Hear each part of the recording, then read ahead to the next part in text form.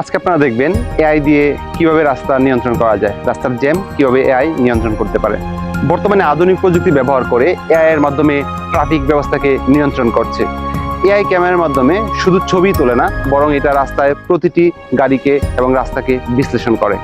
আধুনিক প্রযুক্তি ব্যবহার করে কোন রাস্তায় কতটা গাড়ি আছে সেগুলো বিশ্লেষণ করে তারপর কিন্তু তারা সিগন্যাল প্রদান করে থাকে। যেই রাস্তায় বেশি গাড়ি থাকে সেখানে বেশিক্ষণ সবুজ বাতি বা সবুজ সিগন্যাল দিয়ে থাকে, আর যেখানে কম গাড়ি থাকে সেখানে মূলত হচ্ছে রেড সিগন্যাল প্রদান করে থাকে।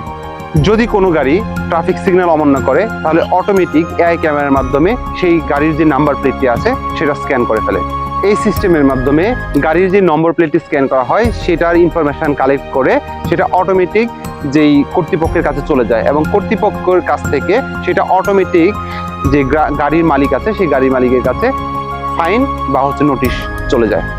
এআই ক্যামেরা ব্যবহার করার কারণে এখন যারা গাড়ির মালিক আছে বা যারা গাড়ি চালক আছে তারা কিন্তু অটোমেটিক সিগন্যালের দিকে তাকাতে হয়, কারণ তারা জানে যে সিগন্যালটা অমান্য করলেই অটোমেটিক সেটা তার নাম্বার প্লেট স্ক্যান হয়ে তার নামে ফাইন হয়ে যাবে। তার মানে হচ্ছে সেই অটোমেটিক কিন্তু সিগন্যালগুলো আর সিগন্যাল পার হবে না, সেই সিগন্যাল মেনেই গাড়ি চালাতে হবে, এবং এটাই হচ্ছে এআই ক্যামেরার একটা ভালো একটা গুণ।